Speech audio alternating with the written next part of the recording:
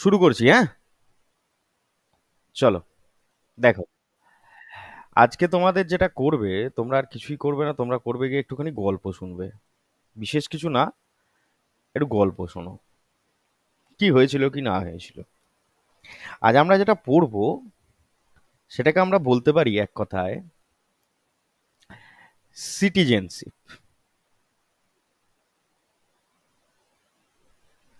Citizenship খুব দামি কথা, ঠিক আছে? এটা আছে কোথায় না, পার্ট 2 আমাদের সংবিধানে, দ্বিতীয় পার্টে আছে। আর্টিকেল কত থেকে কত? আর্টিকেল আছে 5 থেকে 11। ঠিক আছে, জাস্ট এ সেকেন্ড, কেউ জয়েন করবে বলছে।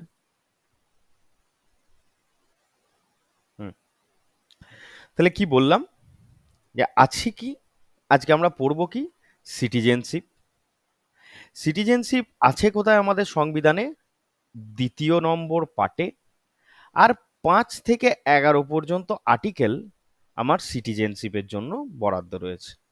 ঠিক আছে, আচ্ছা, এইসব তো বলবে দাদা, আগে আমাকে এটা বলো, সিটিজেন কারা? তোমরা আমাকে বলো, সংবিধান অনুযায়ী বলো বা তোমাদের ধ্যান ধারণা, ব্যক্তিগত ধ্যান ধারণা অনুযায়ী বলো, আমরা সিটিজেন কাদেরকে বলি জানো? সিটিজেন হচ্ছে তারাই যারা সিভিল এবং পলিটিক্যাল রাইট এনজয় করে। সিভিল আর পলিটিক্যাল রাইটস, এই দুটো রাইটস যারা এনজয় করে তাদেরকে আমরা বলি কি, সিটিজেন। এনজয় করা মানে, ইংরেজিতে এনজয় করা বলা হয়, মানে যাদের কাছে পলিটিক্যাল এবং সিভিল রাইটস রয়েছে তাদেরকে আমরা বলি সেখানকার নাগরিক। বোঝা গেল? হ্যাঁ হুঁ দিতে থাকবে, তাহলে আমার বলতে সুবিধা হবে। না না, সামরিক বলতে না না, সিভিল রাইটস সামরিক নয়। পলিটিক্যাল রাইটসটা তোমরা জানো, যে তোমাদের রাজনৈতিক ক্ষমতা আছে, মানে তোমরা ভোট প্রদান করতে পারো, ভোটে দাঁড়াতে পারো, তাই না? এই সমস্ত জিনিসগুলো। আর সিভিল রাইটস মানে হচ্ছে যে সমস্ত পলিটিশিয়ানরা তোমাদের জন্য যে রুলগুলো বানাবে, অর্থাৎ যে ল যেটা থাকবে, সেই লটাও হচ্ছে তোমাদের জন্যই বানানো হবে, তোমাদের সেফটির জন্যই বানানো হবে।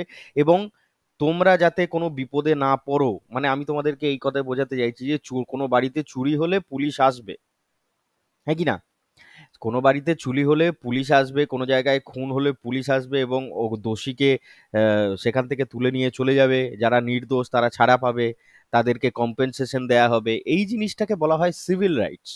হ্যাঁ, আর পলিটিক্যাল রাইটস মানে তো তোমরা বুঝেই গেছো, যে তোমাদের যে ভোটদান করার অধিকার বলো বা তোমাদের যে ভোটে দাঁড়ানোর অধিকার বলো, হ্যাঁ, এই সমস্ত রাইটগুলোকে বলা হয় পলিটিক্যাল রাইটস।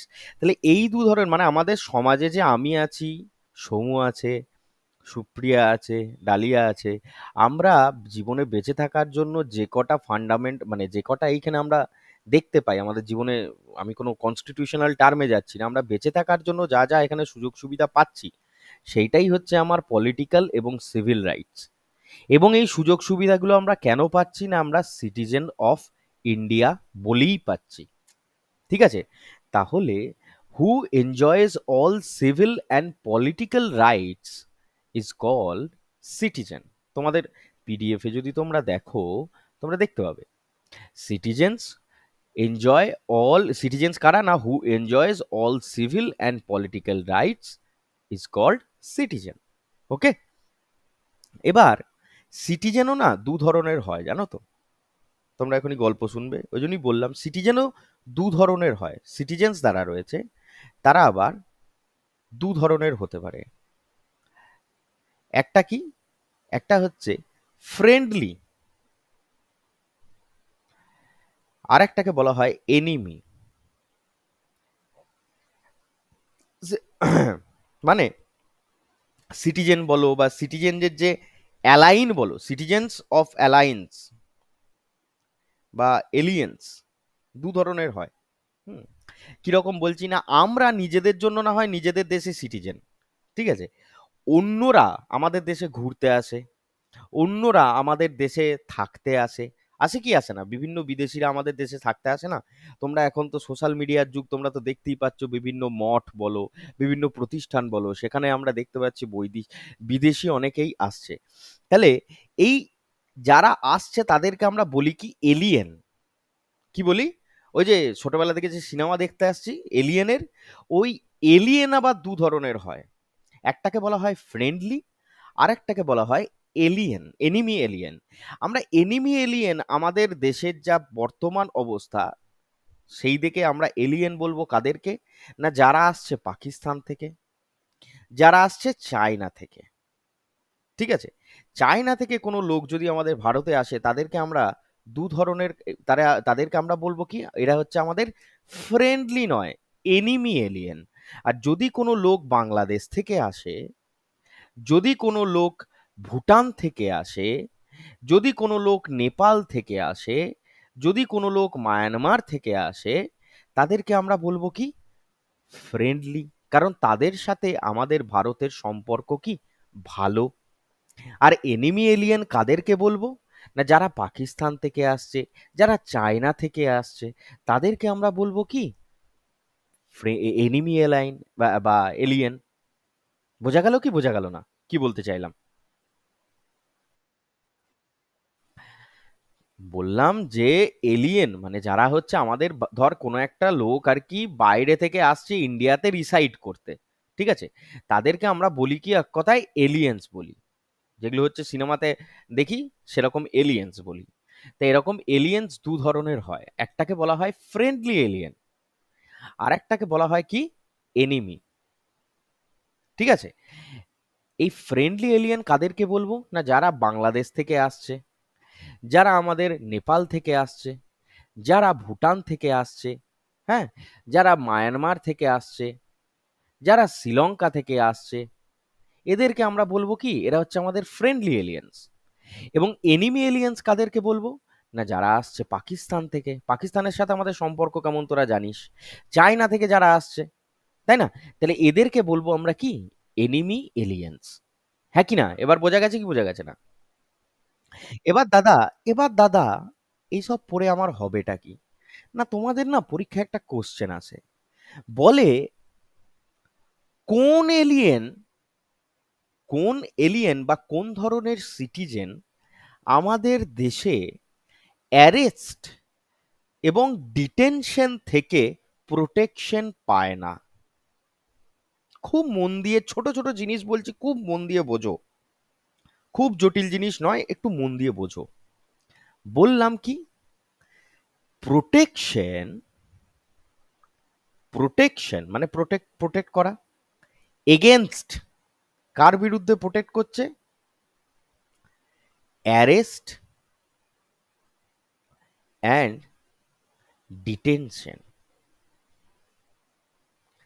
দাদা মানে, তোমরা দেখেছো কোথাও, হয়তো তোমরা এত বড় হয়েছো, তোমরা তো সমাজে আমাদের চলাফেরা করেছো, তোমরা জানো কি না, কোনো জায়গায় তোমরা বসে আছো, গল্প করছো, আড্ডা মারছো, হঠাৎ করে দেখলে পুলিশের একটা গাড়ি গড়গড়িয়ে এলো, আর কিছু কিছু লোক রয়েছে তাদেরকে তুলে নিয়ে চলে গেল, চলে গেল না বাবারা?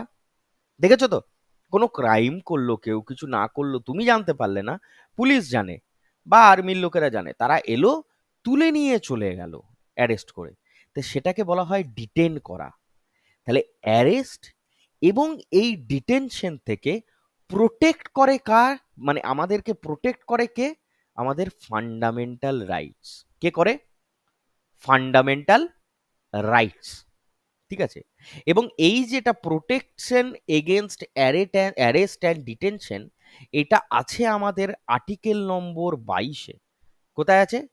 আর্টিকেল নম্বর 22-তে আছে। Protection against right and detention আছে কতই? না, আর্টিকেল নম্বর 22। এই যে 22 নম্বর আর্টিকেলটা কনস্টিটিউশনে আছে, এটা ফান্ডামেন্টাল রাইটসে আছে, এইটা আমাদেরকে প্রোটেক্ট করে রাখে। তো এই যে প্রোটেকশনের যে সুযোগ সুবিধাটা না, এইটা এনিমি এলিয়েন্সদের লোকেরা পাবে না,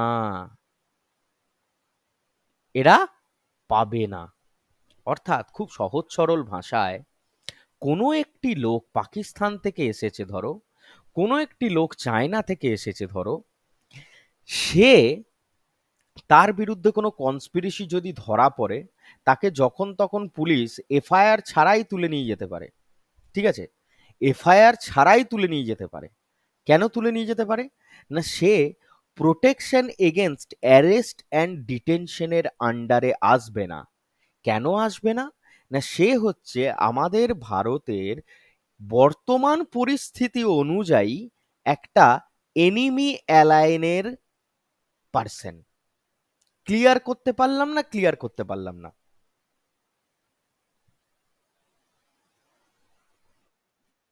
হুম। বাকিরা বুঝতে পারছিস?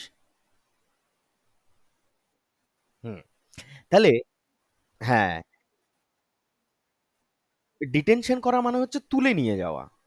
ডিটেন করা মানে হচ্ছে তুলে নিয়ে যাওয়া, এক কথায়। অ্যারেস্ট করে যে তুলে নিয়ে যায় না, ওই গাড়িতে সেই দেখবি তোরা সেই কি বলে রে ওটাকে, রুমাল বেঁধে তারপর ইয়ে বেঁধে। হুম, এখন তো তোরা তো রেগুলার বেসিক্সই দেখতে পাচ্ছিস টিভিতে। তো ওই ধরনের যে ডিটেনশন, হ্যাঁ, তো ওই ধরনের ডিটেনশন থেকে কারা সুযোগ সুবিধা থেকে বঞ্চিত? না, কাদেরকে ওরকম তুলে নিয়ে গেলে কেউ কিছু বলতে পারবে না, সেটা হচ্ছে পাকিস্তান এবং চায়নার কোনো লোক। ঠিক আছে? এবার দাদা, ফ্রেন্ডলি অ্যালায়েন্স হোক, এনিমি অ্যালায়েন্স হোক, তারা তো বাইরের লোক, তারা তো আমাদের এলিয়েন্স। আমি বলবো হ্যাঁ। তাহলে তারা কি সমস্ত সুযোগ সুবিধা ভোগ করবে ফান্ডামেন্টাল রাইটসের, যা সুযোগ সুবিধা আমরা পাই? তুমি না হয় বলে দিয়েছো যে আর্টিকেল 22-এর সুযোগ সুবিধাটা পাকিস্তান বলো চায়না বলো, অর্থাৎ পাকিস্তান চায়না নয়, তোমাদের মনে রাখতে হবে এনিমি এলিয়েন, এনিমি এলিয়েনের লোকেরা পাবে না। তার মানে তুমি এটাও তো বলতে চাইছো যে তারা আর্টিকেল 22-এর সুযোগ সুবিধাটা ফ্রেন্ডলি এলিয়েন্সের লোকেরা পাবে? আমি বলবো হ্যাঁ, পাবে বাবা। তাহলে তোমার মনে এই কোশ্চেনটা আসা উচিত যে ফান্ডামেন্টাল রাইটস বলে যে কথাটা রয়েছে দাদা আমাদের ভারতীয় সংবিধানে, এই ফান্ডামেন্টাল রাইটস কি শুধুমাত্র সিটিজেন অফ ইন্ডিয়াদের জন্য নয়, এলিয়েন্সদের জন্যও বটে? আমি বলবো হ্যাঁ, প্রত্যেকের জন্য। তারপরেই তুমি কোশ্চেন করবে তাহলে আমরা কি বিশেষত্ব পাচ্ছি দাদা? এইখানেই কোশ্চেনটা আমি তোমাকে বলবো সাবাস, দারুণ কোশ্চেন। দেখো, খুব খুব মন দিয়ে মনে রাখো, নোট করেও রাখতে পারো। আর্টিকেল নাম্বার, আর্টিকেলস বলে আমি লিখে দিচ্ছি, তোমাদের পিডিএফেও পাবে। 15, 16, 19, 29, 30, আপাতত এইটুকু, এই কটা, এই কটাই পড়ো। পরে সাব পার্ট অনুযায়ী কিছু না কিছু আছে, সে পড়তে হবে না, এখন পড়তে হবে না, এইটুকু পড়ো। আর্টিকেল নাম্বার 15, 16, 19, 29, 30, এই কটা না অনলি ইন্ডিয়ান্স, মানে অনলি ইন্ডিয়ান সিটিজেনদের জন্য, অনলি ইন্ডিয়ান সিটিজেনদের জন্য। অরিজিনালি ফান্ডামেন্টাল রাইটস আছে কত থেকে কত দাদা? 12 থেকে 35। 12 থেকে 35। এই 12 থেকে 35-এর মধ্যে না, এই যে পাঁচটা আমি তোমাদেরকে আর্টিকেল বললাম, এই কটা হচ্ছে অনলি ফর ইন্ডিয়ানসরা এইটা এনজয় করতে পারবে। 12 থেকে 35 পর্যন্ত প্রত্যেকটাই হচ্ছে ইন্ডিয়ানসদেরই আর্টিকেল, ইন্ডিয়ানসদেরই ফান্ডামেন্টাল রাইটস। কিন্তু ইন্ডিয়ান ছাড়াও এখানে friendly align, friendly alien, alien এবং তার সাথে সাথে এনিমি এলিয়েন যারা রয়েছে, তারাও ফান্ডামেন্টাল রাইটস আমাদের ভারতবর্ষে এনজয় করে। কিন্তু আমি তোমাদের যদি জিজ্ঞেস করি অনলি কতগুলো আর্টিকেল রয়েছে, যে কটা আর্টিকেল শুধুমাত্র ভারতীয়রা এনজয় করে, যেখানে ফ্রেন্ডলি অ্যালায়েন্স এবং এনিমি অ্যালায়েন্সরা এখানে এনজয় করতে পারবে না, না সেটা হচ্ছে 15, 16, 19, 29 এবং 30। 15টা কি, তোমাদের সিনেমাও হয়তো আয়ুষ্মান খুরানার দেখেছো, আর্টিকেল 15। ঠিক আছে? যেখানে হচ্ছে কি না, কোনো সেক্স, কোনো কাস্ট, কোনো রেস, এই ধরনের কোনো বেশ অনুযায়ী কোনো মানুষকে আলাদা করে দেখা যাবে না। ঠিক আছে? এই যে তোমরা দেখো যে কোনো রেস্টুরেন্টে দেখবে গরিবের ছেলেকে ঢুকতে দেয় না, দেয়? ঢুকতে দেয় না কোনো 5 স্টার। এটা ওদের, এটা কিন্তু তোমরা জেনে রাখো এটা কিন্তু ফান্ডামেন্টাল রাইটস এর বিরোধী। ঠিক আছে?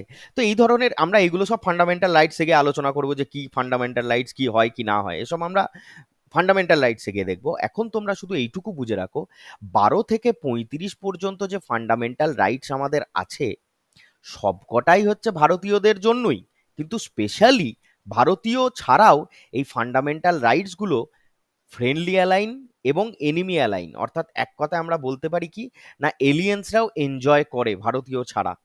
ঠিক আছে? এবার তোমাদেরকে স্পেসিফিক্যালি পরীক্ষায় প্রশ্ন আসে যে কোন কোন আর্টিকেল অনলি ইন্ডিয়ানসরা এনজয় করে ফান্ডামেন্টাল রাইটসের। না, সে কটা হচ্ছে 15, 16, 19, 29, 30। এই কটাতে কোনো এলিয়েন সুযোগ পাবে না। এইটুকু মনে রাখতে পারবে না পারবে না? বেশ। এছাড়াও এই আর্টিকেলগুলো ছাড়াও আর কি কি ফান্ডামেন্টাল রাইটস আছে যেগুলো শুধুমাত্র ভারতীয়রা এনজয় করে? না, রাইট টু ভোট। খুব মজা, একটু চোখ কান খোলা রেখে বুঝলেই হবে। Right to vote in election, উদাহরণ দিয়ে দিয়ে বলবো দেখবি, তখন দেখবি খুব ভাল লাগবে। Right to contest, right to contest in election. 3 number, eligibility, sorry ELLI না, eligibility for constitutional post.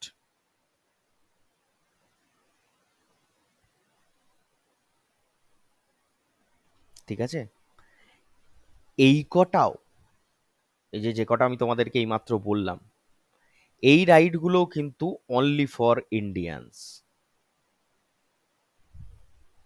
Only for Indian না বলে ইন্ডিয়ান সিটিজেন বলো, বুঝতে সুবিধা হবে।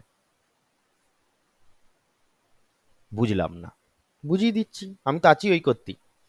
Right to vote in election, তোরা একটা জিনিস আমাকে একটু খেয়াল করে বল, তোমরা আমার একটা জিনিস একটু খেয়াল করে বলো আমায়। তোমরা অনেক সময় দেখেছো বাংলাদেশ থেকে অনেক লোকে চুরি চুরি করে ভোট দিতে আসে, দেখেছিস? দেখেছিস কি দেখিসনি? পুলিশে দেখবি ধরা পড়ে, বর্ডার সিকিউরিটি ফোর্স অর্থাৎ BSF যারা রয়েছে তারা অনেক সময় ধরে নেয়, দি মিডিয়াতে বা সোশ্যাল মিডিয়াতে দেখায়, এই দেখো এই বাংলাদেশ থেকে এসেছিল আমাদের এখানে ভোট দিতে। দেখেছি না আমরা? হ্যাঁ কি না? দেখেছি না দেখি নাই? কোনোদিন ফেসবুক বলে দেখেছিস? তাহলে সে ভোট দিতে পারছে না, কেন পারছে না? ভোট তো গণতান্ত্রিক অধিকার, যে কেউ দিতে পারতো। না, ভোট, ভোটে দাঁড়ানো এবং ভোট দেওয়া, এই দুটো কাজ শুধুমাত্র ভারতীয়রাই করতে পারে ভারতের ইলেকশনের জন্য। তোদের কখনো মনে হয়নি যে দাদা ওরা এই যে তুমি যেটা বলছো এটা একদম ঠিক, কেননা আমরা তো কোনোদিন বাংলাদেশের যে ইলেকশন হবে সেখানে গিয়ে নাক গলাই না। সুপ্রিয়া কোনোদিন বাংলাদেশে ভোট দিতে গেছিলি? গেছিলি? যাসনি। ডালিয়া কোনোদিন মধ্যপ্রদেশের ইলেকশনে ভোট, মধ্যপ্রদেশ বলছি, আমাদের ডালিয়া কোনোদিন ইয়েতে পাকিস্তানের ইলেকশনে ভোট দিতে গেছিল? না সৌভিক কোনোদিন চায়নার ইলেকশনে ভোট দিতে গেছিল? না আমি গেলাম। আচ্ছা আমি চায়নায় গেলাম, আমি বাংলাদেশে গেলাম, আমি পাকিস্তানে গেলাম, তোরা নেপালে যা, ভুটানে যা, মায়ানমারে যা, একটু পাহাড়ি এলাকায় ঘুরে আয়। ঠিক আছে? তোরা কি কোনো দেশের কোনো ডেমোক্রেসিতে গিয়ে ভোট দিয়ে এসেছিস? না, আসতে পারিসনি। তাহলে ভোট দেওয়া, ভোটের কন্টেস্ট এবং ইলেকশনের ভোটিং, এই যে আমাদের ভোট দেওয়ার যে ক্ষমতা, এটা শুধুমাত্র সেই দেশের নাগরিকরাই পায়। এই ক্ষেত্রে আমরা কোনো এলিয়েনকে সুযোগ দেব না, তাতে তারা ফ্রেন্ডলি এলিয়েন্স হোক, তাতে তারা এনিমি এলিয়েন্স হোক, মানে কোনো পাকিস্তানের লোক হোক, কোনো চায়নার লোক হোক, কোনো বাংলাদেশের লোক হোক, কোনো শ্রীলঙ্কার লোক হোক, যেখানকারই লোক হোক না কেন, তারা কিন্তু আমাদের ভারতবর্ষের ইলেকশনে এসে কেউ ভোট দিতেও পারবে না। মানে nobody, no outsider can influence the election of India. Clear না ক্লিয়ার নয়? বুঝে গেছিস? চলো এগিয়ে যাই। হয়ে গেল তাহলে right to contest in election, সেটাও বুঝিয়ে দিলাম। এবার এইটা আমি তোমাদেরকে বোঝালাম না, এলিজিবিলিটি ফর কনস্টিটিউশনাল পোস্ট। বেশ, এটা না তোরা খুব ভালো বুঝবি। তোরা পরীক্ষা দিচ্ছিস ডাব্লিউবিসিএস অফিসার হওয়ার জন্য। সুপ্রিয়া ইজ মানে সুপ্রিয়া ইজ ডাব্লিউবিসিএস অফিসার, তাই না? সৌভিক উইশ করছে যে আমি যদি একটা পিএসসি বলো বা দাদা ইয়ে একটা ক্লার্কশিপ বলো বা একটা মিসলেনিয়াস যদি আমি কোয়ালিফাই করতে পারি, আমি। শোনা যাচ্ছে না? এবার শোনা যাচ্ছে? হ্যাঁ। তাহলে আমি বলছি, তোরা যে কনস্টিটিউশনাল পোস্টের জন্য পরীক্ষা দিচ্ছিস, তোরা যে পরীক্ষাটা দিচ্ছিস সেটা একটা কনস্টিটিউশনাল পোস্টের জন্যই দিচ্ছিস তো। একটা চৌকিদার থেকে শুরু করে একটা আইএএস অফিসার পর্যন্ত প্রত্যেকে সংবিধানের আন্ডারে আসে। ক্লিয়ার? তাহলে প্রত্যেকে যদি সংবিধানের আন্ডারে আসে তাহলে এটা একটা কনস্টিটিউশনাল পোস্ট। খুব একটু ভালো করে ভেবে দেখ, তোদের পরীক্ষাতে বাংলা হচ্ছে ফার্স্ট পেপার। বাংলাদেশের কোনো একটি ছেলে তোদের থেকে ভালো বাংলা বলতেই পারবে, বা বাংলা যেটা রয়েছে সেটা তার থেকে হয়তো বেশি জানে, বা আমাদের থেকে অনেকটাই বেশি ওরা হয়তো আমি জেনে নিলাম জানে। ওখান থেকে যদি কেউ পরীক্ষা দিতে আসে তোর পোস্টের জন্য, তাহলে তোদের যে নাম্বার রয়েছে সেটা অটোমেটিক্যালি কমে যাবে, কাট অফ মার্কসটা অলরেডি বেড়ে যাবে, আর তোরা চাকরিটা পাবি? পাবি না। তাহলে কোনো কনস্টিটিউশনাল পোস্টের জন্য আমরা বাইরের কাউকে অ্যালাউ করব না। ঠিক আছে? বাইরে স্টেটে পরীক্ষা দেওয়া আলাদা। আমি তো সিটিজেন অফ ইন্ডিয়ার কথা বলছি, তুই সিটিজেন অফ ওয়েস্ট বেঙ্গল কেন ভাবছিস? বাইরের দেশ থেকে আসার কথা বলছি, আমি সিটিজেন অফ ইন্ডিয়া বলছি, আমি সিটিজেন অফ ওয়েস্ট বেঙ্গল বলিনি। ঠিক আছে? ধর আমাদের দেশে প্রেসিডেন্ট হচ্ছে একটা সাংবিধানিক পোস্ট যেটা সব থেকে উঁচুতে রয়েছে। আমি কোনো একটা আমেরিকা বা কোনো একটা চায়নার লোককে নিয়ে এসে যদি আমি বলি যে তুমি আজ থেকে আমাদের প্রেসিডেন্ট অফ ইন্ডিয়া, এটা কি সমাজ মেনে নেবে আমায়? মেনে নেবে? আরশোলা দিয়ে দিতে পারে। তাহলে দেখ, তার মানেটা কি না, তার মানে হচ্ছে এটাই যে যে কোনো কনস্টিটিউশনাল পোস্ট, সেটা প্রাইম মিনিস্টার হোক, প্রেসিডেন্ট হোক, কোনো আইএএস অধিকারী হোক, তোদের যে পরীক্ষা দিচ্ছি সেই অধিকারী হোক, হুম, তোরাও তো বড় বড় সব অধিকারী হবি আমি দেখতে পাচ্ছি। এখান থেকে আমি পুরো পরিষ্কার ভিজুয়ালাইজ করতে পারছি তোরা প্রত্যেকে স্ট্যাচু অফ লিবার্টির মতো তোরা একদম একটা করে স্ট্রং স্ট্রং পিলার তৈরি হচ্ছিস। তো এই যে তোদের যে পোস্টগুলো রয়েছে, তো সেগুলোতে কোনো বাইরের লোক কিন্তু আসতে পারবে না, তাতে সে ফ্রেন্ডলি অ্যালায়েন্স হোক বা এনিমি এলিয়েন্স হোক। ক্লিয়ার? তো সেই জন্যই বলা আছে যে eligibility to right to eligibility for constitutional post, এইগুলোর জন্য অনলি ফর সিটিজেন হচ্ছে অ্যালাউ। ক্লিয়ার হলো কি ক্লিয়ার হলো না? খুব সুন্দর করে ক্লিয়ার হচ্ছে তাই তো? ধরে ধরে একদম ছোট্ট ছোট্ট করে। বেশ দাদা, বুঝলাম। এত কিছু বোঝানোর পর এবার আমি তোমাদেরকে আছি। আমাদের ভারতবর্ষে না সিঙ্গেল সিটিজেনশিপ হয়। সিঙ্গেল সিটিজেনশিপ কি দাদা? খায় না মাথায় দেয়। আমাদের ভারতবর্ষে কি আছে? সিঙ্গেল সিটিজেনশিপ আছে। অর্থাৎ আমাদের ভারতে যদি কেউ ভারতের সিটিজেন হয়, যদি সে ইন্ডিয়ার সিটিজেন হয়, সে অন্য কোনো দেশের নাগরিকত্ব নিতে পারবে না। এবং সে যদি অন্য কোনো দেশের নাগরিকত্ব নেয়, তাহলে হোম মিনিস্ট্রি তাকে বলবে টাটা বাই বাই, এবং বলবে তুমি ওই দেশেরই নাগরিক হয়ে থাকো, আমাদের দেশের নাগরিক হওয়ার কোনো প্রয়োজন নেই।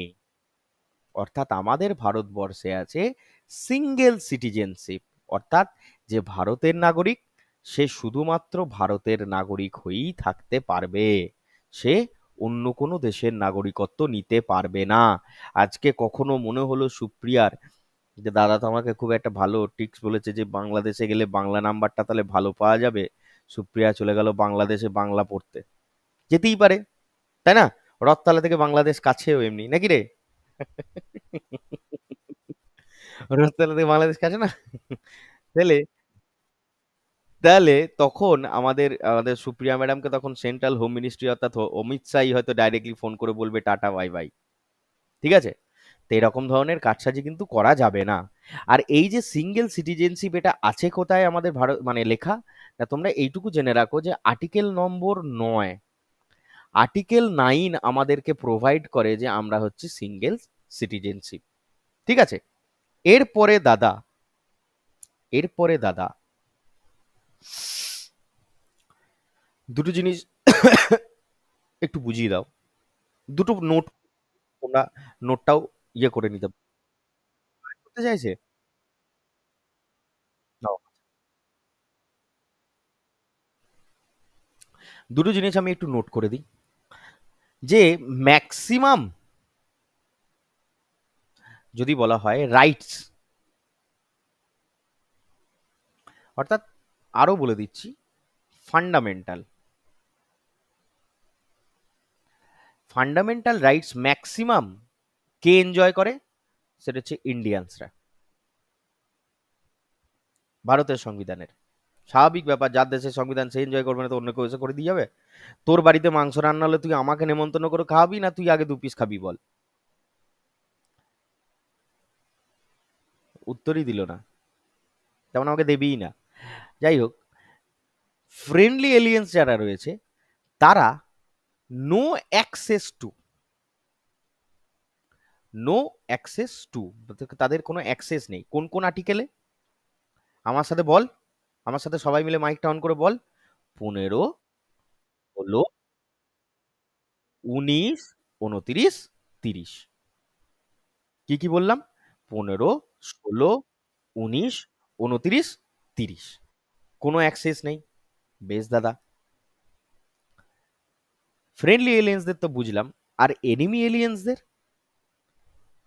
এনিমি এলিয়েন্সদের সেম বলেছি কিন্তু একটা এক্সট্রা বলেছি, নো অ্যাক্সেস টু। বলো কি কি? 15, 16, 19, 29, 30, একটা বেশি সেটা হচ্ছে কি 22। ঠিক আছে? এই 22টা এনিমি ফ্রেন্ডলি এলিয়েন্সরা এখানে সুযোগটা পায়, যেটা এনিমি এলিয়েন্সরা পায় না। বোঝা গেল কি বোঝা গেল না? যেটা হচ্ছে রাইট এগেনস্ট ডিটেনশন। ক্লিয়ার? ফুল ক্লিয়ার হয়ে গেছে। চলো এরপরে আমরা এগিয়ে যাই। আমাদের না, তোমাদের কোনো অথেন্টিসিটি ডকুমেন্টস আছে সিটিজেন হওয়ার? ওগুলো সিটিজেনশিপ নাকি তাই? ওগুলো সিটিজেনশিপ আছে? বাবা এতটাই যদি সোজা হতো তাহলে কোশ্চেনটা আমি জিজ্ঞেস করতাম, শোনা আমার। দাদা একটু হাই লেভেলেই করে কোশ্চেন। যাই হোক, দেখো সিটিজেনশিপ না দেয় কে এইটুকু আগে দেখো। আগে প্রথম জেনে রাখো সিটিজেনশিপ কে দেয়। হোম মিনিস্ট্রি দেয়, সেন্ট্রাল হোম মিনিস্ট্রি। কে দেয়? Central home ministry. অর্থাৎ কে দেবে তোমাদেরকে? সেন্ট্রাল হোম মিনিস্ট্রি তোমাদেরকে সিটিজেনশিপ দেয়। মানে আমাদেরকে মানে তোমাদেরকে দেয় মানে কি, যদি কাউকে সিটিজেনশিপ দিতে হয় কে দেবে? সেন্ট্রাল হোম মিনিস্ট্রি, মানে অমিত শাহ দেবে তোমাদেরকে, পরিষ্কার কথা, পাতি কথা। ঠিক আছে? এবার দেখো দাদা, এসব তো বুঝলাম, শুধু এইটুকু পয়েন্ট আমরা মনে রাখবো, বেশি কিছু নয়। এবার দাদা একটা কথা বলো, কে ভারতের সিটিজেন আর কে ভারতের সিটিজেন নয় এই সমস্ত আগের লোকেরা ডিসাইড করেছিল কি করে? এখন তো না হয় আমরা বলে দিতে পারছি যে আমাদের আধার কার্ড আছে, আমাদের প্যান কার্ড আছে, না হয় তোমাদের কথা অনুযায়ী মেনে নিচ্ছি। ওগুলো প্রত্যেকটাই কিন্তু তোমাদের রেসিডেন্সিয়াল সার্টিফিকেট বাবা, হ্যাঁ। ওগুলো একটাও তোমাদের সিটিজেনশিপের সার্টিফিকেট নেই। মানে ব্যক্তিগতভাবে দেখতে গেলে, খুব জটিলভাবে চিন্তা করতে গেলে, কোনোটাই নয়, কোনোটাই নয়, কোনোটাই নয়। ঠিক আছে? আমাদের কোনো অথেন্টিসিটি এরকম কোনো ডকুমেন্টস নেই যেটা থেকে আমরা বলতে পারি যে এটা হচ্ছে আমাদের সিটিজেনশিপের সার্টিফিকেট। ঠিক আছে? কিন্তু হ্যাঁ, যে কটা আমাদের রেসিডেন্সিয়াল প্রুফ আছে, সেই কটা থেকে আমরা ইনডাইরেক্টলি বলি যে এই কটা হচ্ছে আমাদের ইন্ডিয়ান হওয়ার প্রমাণ। ঠিক আছে? মানে এইটাই হচ্ছে তোমার আমি তোমাকে বললাম যে এই ডকুমেন্টসটা হচ্ছে তোর মাধ্যমিকের মার্কশিট। তাহলে এইটার মধ্যে নয় তুই এটা আমাকে বলতে পারবি না যে এটা হচ্ছে আমার উচ্চ মাধ্যমিকের মার্কশিট, উচ্চ মাধ্যমিক পরীক্ষা আমি দিয়েছি দাদা, এইটা দেখিয়ে আমাকে বললি। আমি মেনে নিলাম যে হ্যাঁ তুমি মাধ্যমিক দিয়েছো মানে তুমি উচ্চ মাধ্যমিক দিয়েছো, যেহেতু তোমার কাছে গ্র্যাজুয়েশন সার্টিফিকেট রয়েছে, মেনে নিলাম, এটাই মেনে নিতে পারি। কিন্তু আমি বলছি কি যে এইটাই হচ্ছে আমার উচ্চ মাধ্যমিকের মার্কশিট, তুই ডাইরেক্টলি আমায় বলে দিলি। সেইটার ব্যাপারটা বলছি যে ডাইরেক্টলি আমাকে কোনো, যে এটাই হচ্ছে আমার সিটিজেনশিপের সার্টিফিকেট, এরকম কোনো লিখে দেয়া আমাকে কোনো প্রমাণপত্র নেই। ঠিক আছে? তত জটিল চিন্তায় এখন আসতে হবে না, আগে বেসিক চিন্তায় এসো। অনেক কিছু জানতে হবে জীবনে, আর এটা খুব জটিল জিনিস। দেখো, সিটিজেনশিপ না দুরকম হয়েছিল। মানে আমরা যে 5 থেকে 11 পড়বো, এটা কি জিনিস? আর তোমরা অনেকেই শুনেছো সিটিজেনশিপ অ্যামেন্ডমেন্ট অ্যাক্ট, সিএএ, এই নিয়ে এনআরসি, এই নাটকপত্র নিয়ে তো তোমরা সারা জীবনই শুনে আসছো নাকি, যবে থেকে এসছে বিজেপি সরকার। তো জিনিসগুলো, হ্যাঁ এই জিনিসগুলো কি একটু জানতে হবে। দেখো, এগুলো পরে আসছি, আমি আগে এটা বোঝো। বিফোর বিফোর 26 জানুয়ারি, এই ডেটটা মনে পড়ে? 1950, অ্যাট দ্য কমেন্সমেন্ট, কি বলা হয়? At the commencement of Indian constitution. খুব মন দিয়ে যা যা বলছি ধীরে সুস্থে শোনো। তাহলে বিফোর 26 জানুয়ারি 1950, অর্থাৎ 1950 সালে 26 জানুয়ারির আগে আমাদের ভারতে যদি কেউ এসে থাকে, বা আমাদের ভারতে যারা বসবাস করছিল, বা বাইরে থেকে যদি কেউ ভারতবর্ষে এসে থাকে, তাদেরকে যে নিয়ম অনুযায়ী সিটিজেনশিপ দেয়া হবে, তাদেরকে যে নিয়ম অনুযায়ী সিটিজেনশিপ দেয়া হবে, সেইটা বলা আছে কোথায়? না, আর্টিকেল নাম্বার 5 থেকে 11। 5 থেকে 11 যেটা আমি তোমাদেরকে পড়াবো, যেটা তোমাদের সিলেবাসে আছে, আইএস এরও সিলেবাসে আছে। 5 থেকে 11তে বলা আছে কি না, বিফোর 26 জানুয়ারি 1950, অর্থাৎ 1950 সালের আগে, এবং ওই ডেট যদি 26 জানুয়ারি 1950ও হয় আর কি, ওই ডেটের ঠিক আগে যদি কেউ ভারতবর্ষে বাইরে থেকে এসে থাকে, যারা ভারতে অলরেডি ওই ভারতের টেরিটরির মধ্যে যারা রিসাইড করছে, হ্যাঁ, তাদেরকে যদি সিটিজেনশিপ দিতে হয়, বা তারা যে সিটিজেন অফ ইন্ডিয়া যারা পেয়েছে, তারা কোন অনুযায়ী পেয়েছে? না, আর্টিকেল 5 থেকে 11 নিয়ম অনুযায়ী পেয়েছে। বোঝা গেল না? বোঝা গেল না? হুম। এবার কোশ্চেন করো, তুই কবে জন্মেছিস, বা আমি কবে জন্মেছি? আমরা 1950-এ, আমরা কি 50-এ জন্মেছি? ব্যাস। তাহলে আমাদের জন্য তাহলে, হ্যাঁ তাহলে, তাহলে আমাদেরটা কি হবে? আফটার টোয়েন্টি, বোঝাচ্ছি, আফটার 26 জানুয়ারি 1950, অর্থাৎ after the commencement of constitution, after the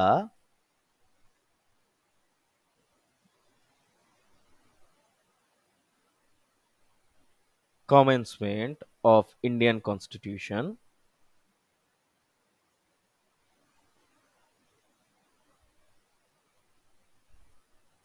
যে কথাটা বলবো সারা জীবন মরণের আগের অবধি মনে রাখবে,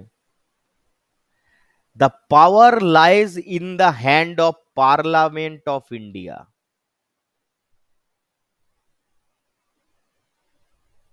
পার্লামেন্ট অফ ইন্ডিয়া, বুঝলাম না। অর্থাৎ বি আর আম্বেদকর খুব ভালো লোক। হুম। অতিশয় শিক্ষিত লোক তো, ওই জন্য উনি ঠিক করে দিয়ে গেছেন, বা ওনার সাথে যারা আরো স্বনামধন্য ব্যক্তিত্বরা ছিলেন তারা ঠিক করে দিয়ে গেছেন যে আফটার 26 জানুয়ারি 1950 যারা আমাদের ভারতবর্ষে জন্মাবে, যারা আমাদের ভারতবর্ষে আসতে চাইবে, তাদের জন্য, তাদেরকে সিটিজেনশিপ দেয়া হবে কি হবে না, তার জন্য যে ল, তার জন্য যে অ্যাক্ট, তার জন্য যে অ্যাক্ট, সেটা বানাবে কে, কি ধরনের কি নিয়মাবলী মেনে তাদেরকে সিটিজেনশিপ দেয়া হবে, এই ধরনের যে নিয়মাবলী, এগুলো বানাবে কে, না পার্লামেন্ট অফ ইন্ডিয়া। তাহলে দায়িত্বটা কার হাতে ঠেলে দিল, পার্লামেন্টের হাতে। বোঝা গেল কি বোঝা গেল না? আগে বল বোঝা গেছে, তারপরে এগোবো।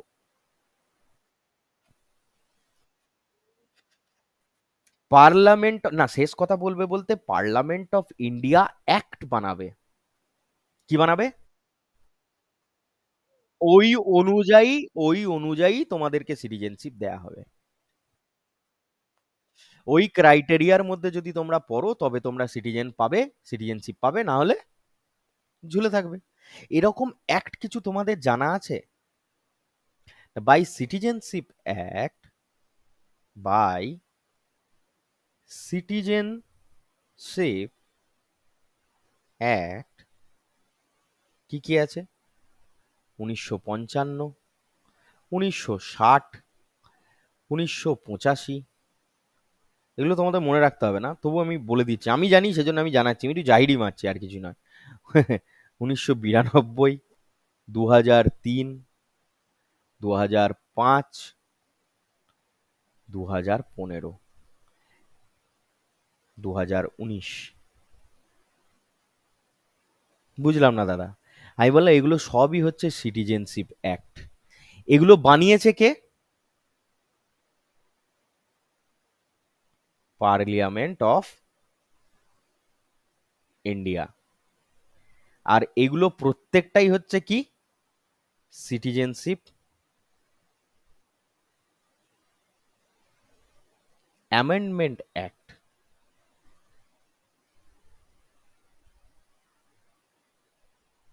তোরা আমার একটা কথা বল,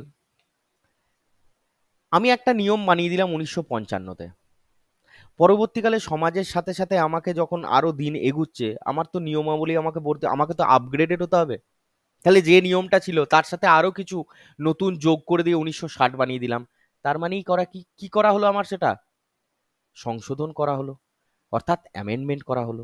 এরকম অ্যামেন্ডমেন্ট আবার 85-তে করব, আবার 86-তে করেছে, আবার 92, আবার 2003, আবার 2005, আবার 2015, আবার 2019।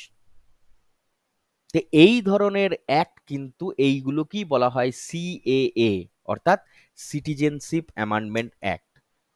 ক্লিয়ার? না ক্লিয়ার নয়? সিটিজেনশিপ অ্যামেন্ডমেন্ট অ্যাক্ট অনেক হয়েছে, একটা হয়নি, অনেক হয়েছে। যেমন যেমন যখন যখন সিচুয়েশনের দরকার ছিল তেমন তেমন অ্যাক্টের বানিয়েছে। তো প্রথম যেটা বানিয়েছিল সেটা তোমাদের পরীক্ষায় পড়ে, সেটা হচ্ছে সিটিজেনশিপ অ্যামেন্ডমেন্ট অ্যাক্ট 1955। বোঝা গেল না বোঝা গেল না? তাহলে আফটার 26 জানুয়ারি 1950 সিটিজেনশিপ দেবে কে, না সেটা হচ্ছে after the commencement of Indian মানে কনস্টিটিউশন যদি বলা হয়, তাহলে তার পুরো দায়িত্বটা চলে যাচ্ছে কার আন্ডারে, পার্লামেন্ট অফ ইন্ডিয়ার আন্ডারে, এবং তারা বানাবে কি, অ্যাক্টস। প্রথম অ্যামেন্ডমেন্ট অ্যাক্ট তাহলে কখন বানিয়েছিল, 1955 সালে। ঠিক আছে? বোঝা গেল কি বোঝা গেল না? আর তার আগে, হ্যাঁ, 1955 এক তোমাকে জানতে হবে না, 1955 এক জানতে গেলে জীবন বন্ধকার হয়ে যাবে। ওর একটা অ্যাক্ট আছে, ওটা আমি তোমাদের দেখিয়ে দিচ্ছি, যদি আমার কাছে ডেস্কটপে থাকে আমি তোমাদের দেখাচ্ছি। 26 জানুয়ারি 1950-এর আগে যদি কেউ এসে থাকে, এবং যদি কেউ ভারতবর্ষের সিটিজেনশিপ যখন তারা যদি কেউ নিতে চায়, তাহলে তার জন্য তারা সেটা দেবে কে, না সেটা হচ্ছে 5 থেকে 11। এটা আমাদের সংবিধানে আছে, ঠিক আছে? 5 থেকে 11, এইটাই তোমাদেরকে পড়তে হবে। আর্টিকেল 5 তোমাদেরকে আজকে পড়তে হবে। পড়ো, আর্টিকেল 5-এ কি আছে। আর্টিকেল 5 কি বলছে? বলছে citizenship at the commencement of the constitution domicile in India, এইটুকু মনে রাখো, ডমিসাইল ইন ইন্ডিয়া। ডমিসাইল কথাটার মানে কি গো? হুম, ডমিসাইল কথাটার মানে কি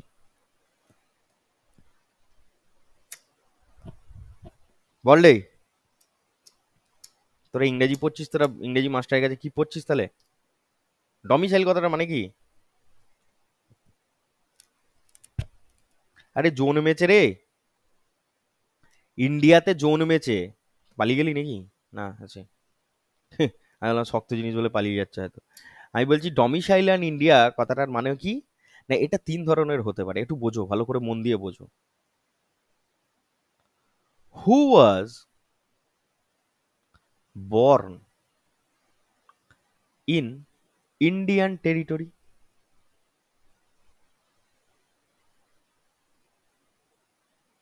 or either of his parents, খুব মন দিয়ে বোঝাচ্ছি আমি, either of his parents, হ্যাঁ, was born in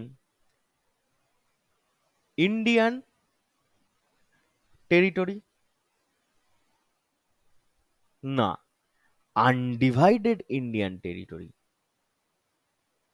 আর তিন নম্বর বলছে অর্ডিনারি রেসিডেন্ট, সরি ভুল লিখলাম, অর্ডিনারি রেসিডেন্স ইন ইন্ডিয়া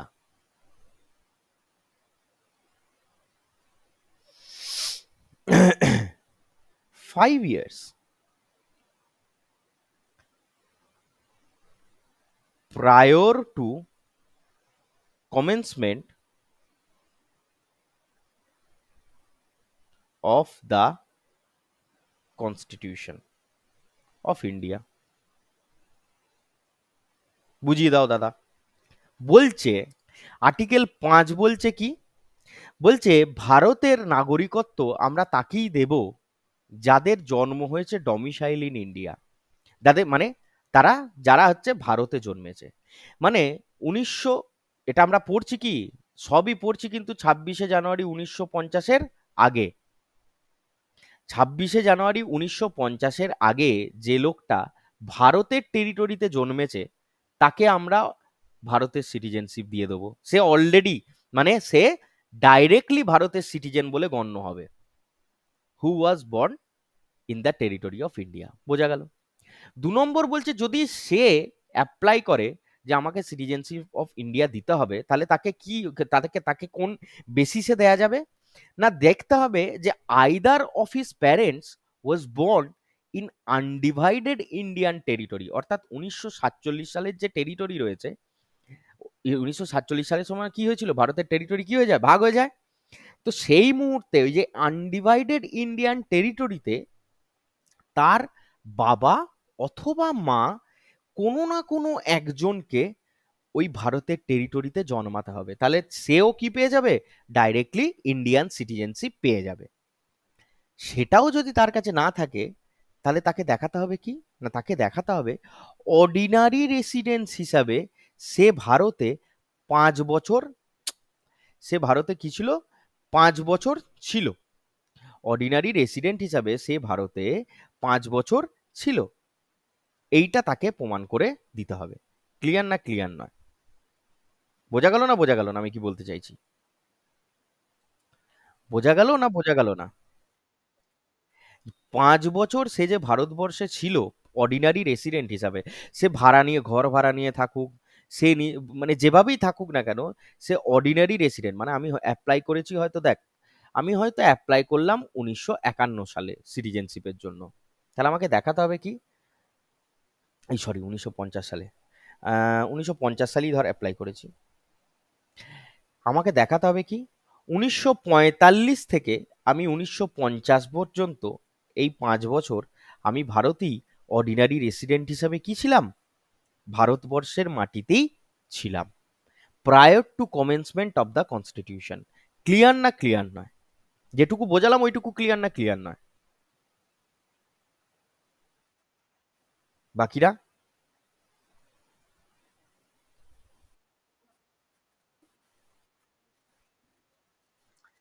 দেখো, জানবে কি করে বা অথেন্টিসিটি কি করে প্রুফ করবে না, তার জন্য তখনকার দিনে তো অত তো ধরা পাকড় ছিল না। সে কোনো জায়গায় ভাড়া রয়েছে, ধরো তুমি রেন্টে রয়েছো 5 বছরের জন্য কোনো একটা বাড়িতে, সে সেই বাড়ির লোক যে রয়েছে সে তো ইন্ডিয়ান রেসিডেন্ট, সে তো ইন্ডিয়ান টেরিটরিতে, হ্যাঁ কি না? এবার তাকে ইন্ডিয়ান টেরিটরিতে ওই ধরনের কোনো একটা পার্টিকুলার কোনো কাগজ তোমাকে ওখানে সরকারি কাগজ জমা দিতে হবে, বা সেই ভদ্রলোক লিখিতভাবে দেবে যে হ্যাঁ এই ভদ্রলোক আমার কাছে 5 বছর ভাড়াতে ছিল, ঠিক আছে? বা 5 বছর তুমি যদি রিফিউজি হিসেবেও থাকো, রাস্তায় থাকো, হ্যানা তানা যেখানেই থাকো না কেন, 5 বছর তুমি ভারতেই রয়েছো, সেটা যদি তুমি এনিহাও প্রমাণ করতে পারো, তাহলে তোমাকে কি দেয়া হবে? সিটিজেনশিপ অফ ইন্ডিয়া দেয়া হবে। মানে সে directly citizenship of India claim করতে পারবে। বোঝা গেল?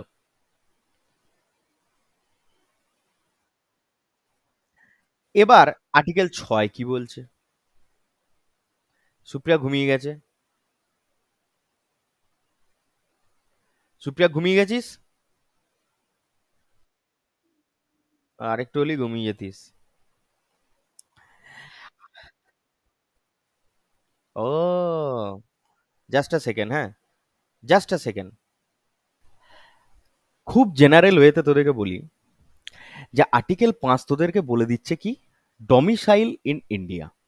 মানে হচ্ছে এটাই যে তুমি যদি ভারতবর্ষের মাটিতে জন্মাও 1950 সালের 26শে জানুয়ারির আগে, তাহলে তুমি already citizen of India, directly তুমি হচ্ছে citizen of India.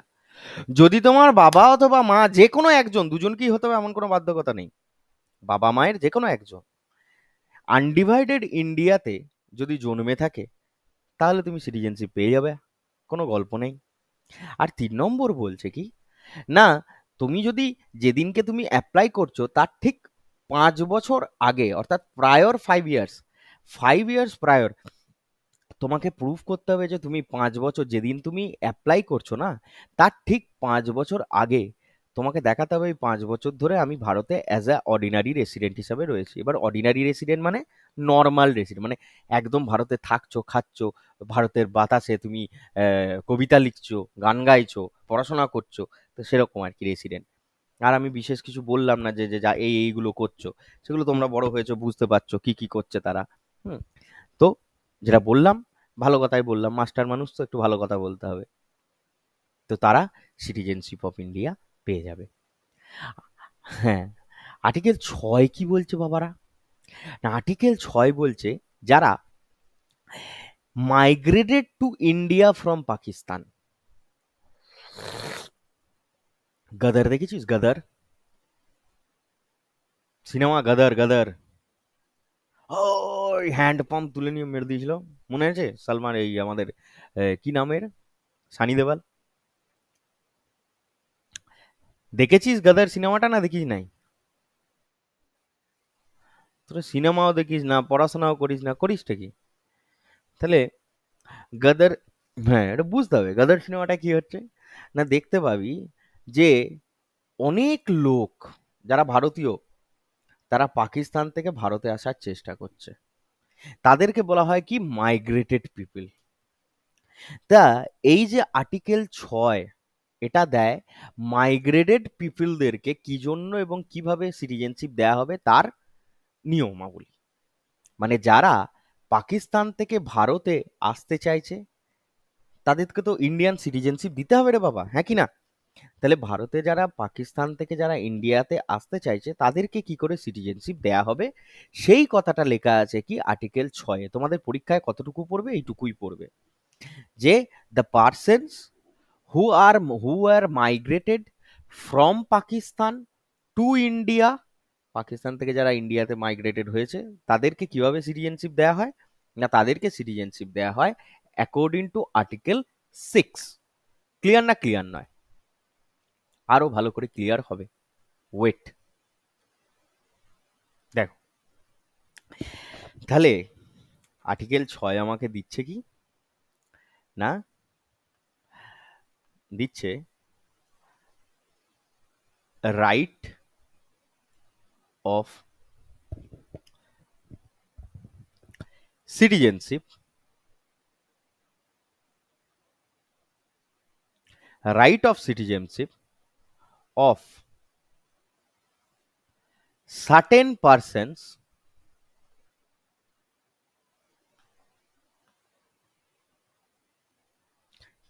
who have migrated to India। কোথায় মাইগ্রেট হয়েছে? ভারতে। কোথা থেকে হয়েছে? ফ্রম পাকিস্তান। পাকিস্তান কিন্তু তখন দুটো ছিল, হ্যাঁ, ইস্ট পাকিস্তান, ওয়েস্ট পাকিস্তান, মানে এখনকার দিনে যেটা বাংলাদেশ, ইস্ট পাকিস্তান। তো যাই হোক, সেটা তাহলে migrated to India from Pakistan, এইটা যদি বলে তাহলে হয়ে যাবে কি আর্টিকেল 6। বহুবার এসএসসি সিজিএল দিয়েছে এবং ডাব্লিউবিসিএস দিয়েছে, বহুবার। 100 নম্বরের পেপার আছে, খুব সাবধান কিন্তু। এসএসসি সিজিএল এ 100টা কোশ্চেন মোটামুটি কনস্টিটিউশন থেকে আসবে মেন্সে। তাহলে হ্যাঁ, দেখো এই ক্ষেত্রে কিছু রুল আছে। বলছে if a person himself or either, আমি তোমাদের পিডিএফটা দেখাই, just a second.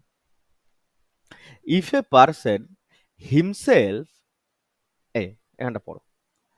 If a person himself or either of his parents or grand parents, যদি তারা, হ্যাঁ, এই যে either of his parents or grand parents were born in India as defined under the Government of India Act 1935 and fulfill any of the two conditions below। তার মানেটা কি? যদি বলছে যে India as defined under government of India act 1935, 1935 সালের যে government of India act ছিল সেই অনুযায়ী, সেই সেই 1935-এর অ্যাক্টে যদি তার গ্র্যান্ড প্যারেন্টসের, either of his parents or grandparents, মানে তোমার বাবা মা বা তোমার দাদু দিদা যে কোনো একজনও যদি,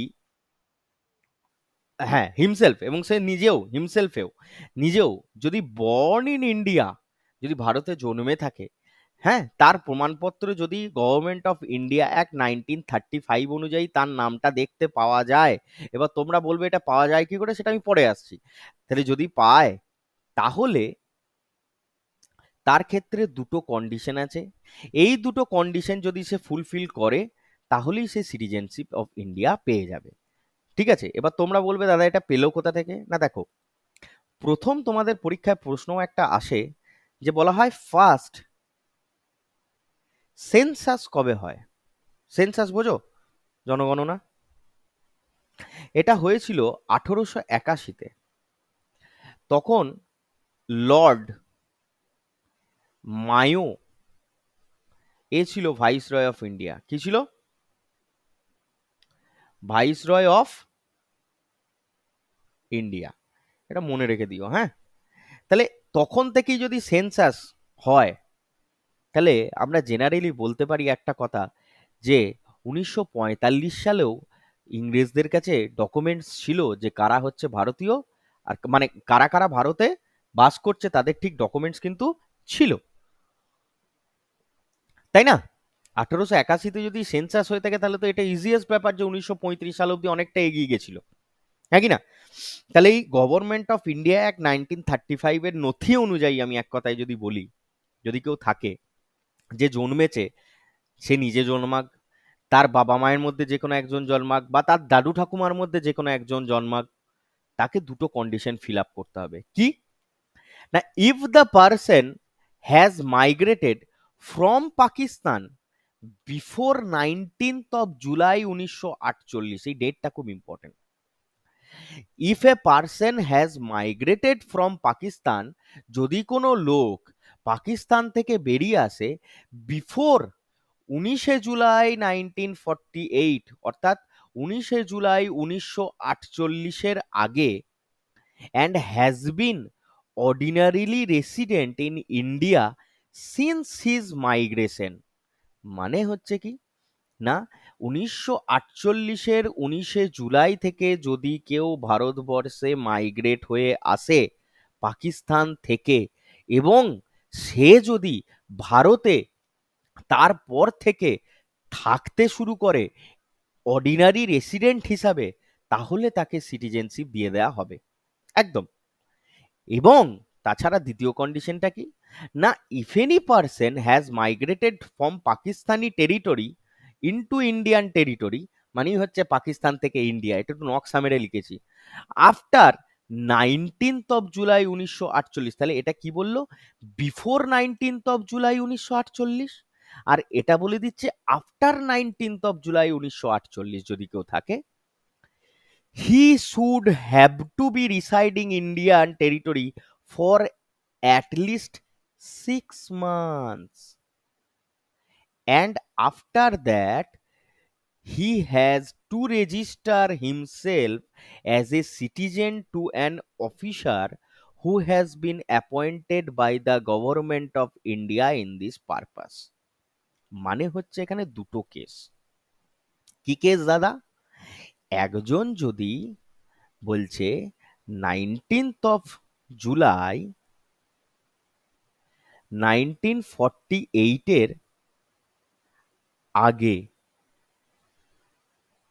বিফোর যদি পাকিস্তান থেকে ইন্ডিয়াতে আসে, এখানে একটা কন্ডিশন বলে দিয়েছে, এবং এখানে কন্ডিশনে কি বলে দিয়েছে, যদি বিফোরে আসে তাহলে যেদিন থেকে এসেছে সেদিন থেকে ভারতে, মানে যতদিন না পর্যন্ত সিটিজেনশিপ সে পাচ্ছে, তাকে কি হতে হবে না, ভারতে অ্যাজ এ অর্ডিনারি রেসিডেন্ট হিসাবে থাকতে হবে। আর একটা কন্ডিশন কি বলছে না, যদি কেউ 19 জুলাই 1948 সালের পরে, অর্থাৎ আফটার, এই দিনটার পরে আসে পাকিস্তান থেকে ইন্ডিয়াতে, তাহলে বলছে অ্যাটলিস্ট 6 মাস তাকে রেসিডেন্ট হিসাবে, অর্ডিনারি রেসিডেন্ট হিসাবে কি করতে হবে, আমি ওডি লিখছি, ও আর লিখলাম, অর্ডিনারি রেসিডেন্ট হিসাবে তাকে ভারতবর্ষে থাকতে হবে। এবং এই 6 মাসের পর, তোমরা জানো না হয়তো, তখন না ছোট ছোট এরকম ক্যাম্প লাগানো হতো। কি লাগানো হতো? ক্যাম্প। এই গভর্নমেন্ট ক্যাম্পে গিয়ে, হ্যাঁ, যে গভর্নমেন্ট অফিসার রয়েছে তার কাছে নিজেকে নথিভুক্ত করতে হবে। গভর্নমেন্ট ক্যাম্পে গিয়ে যে গভর্নমেন্ট অফিসার রয়েছে না, তার কাছে গিয়ে নিজেকে কি করতে হবে, রেজিস্টার করতে হবে যে আমি ভারতবর্ষে থাকতে চাই, মানে যেমন আর কি রেজিস্ট্রেশন হয় আর কি। হ্যাঁ, তোমরা রেজিস্ট্রেশন বলতে হয়তো একটা বিয়েরই রেজিস্ট্রেশন সম্পর্কে জানো, বা জমি জায়গা, তার মানে কি এই জমিটা আমার, আজ থেকে আমি ওনার বউ, ও আমার স্ত্রী, এরকম আর ও আমার বর, এরকম যে রেজিস্টার গভর্নমেন্টের নিয়ম অনুযায়ী, তো সেরকম ভাবে সিটিজেনশিপের জন্য কি করা হতো, ক্যাম্প তৈরি করা হয়েছিল। ওই ক্যাম্পে গিয়ে, গভর্নমেন্ট ক্যাম্পে গিয়ে যে গভর্নমেন্ট অফিসার রয়েছে তার কাছে গিয়ে কি করতে হবে, তাকে রেজিস্টার করতে হবে। তাহলেই সে কি পেয়ে যাবে, ভারতের সিটিজেনশিপ। বোঝা গেল না বোঝা গেল না?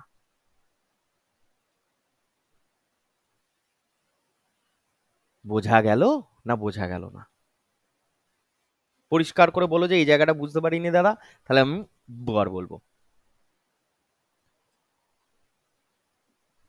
শক্ত জিনিস, কারণ পুরোটাই নতুন না, সেই জন্য আরো শক্ত তোদের কাছে।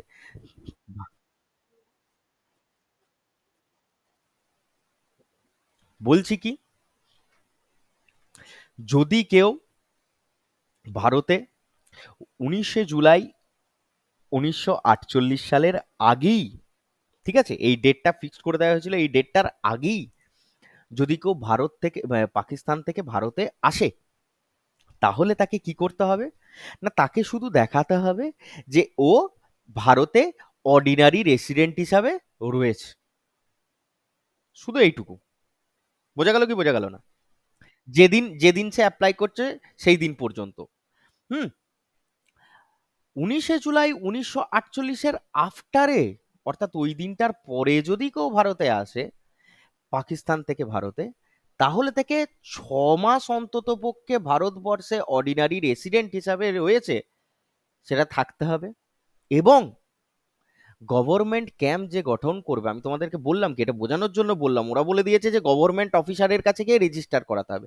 করাবেটা কোথায়? না, আগে কি হতো, গভর্নমেন্ট ক্যাম্প করাতো, ঠিক আছে, বিভিন্ন জায়গায় ক্যাম্প তৈরি করতো। ওই ক্যাম্পে গিয়ে কি করবে না, গভর্নমেন্ট অফিসার যে থাকবে তার কাছে গিয়ে নিজেকে রেজিস্টার করবে যে আমি ভারতের সিটিজেনশিপ নিতে চাই, এই ব্যাপার, আমি 19 জুলাই 1948 সালের পরে ভারতবর্ষে এন্ট্রি করেছি।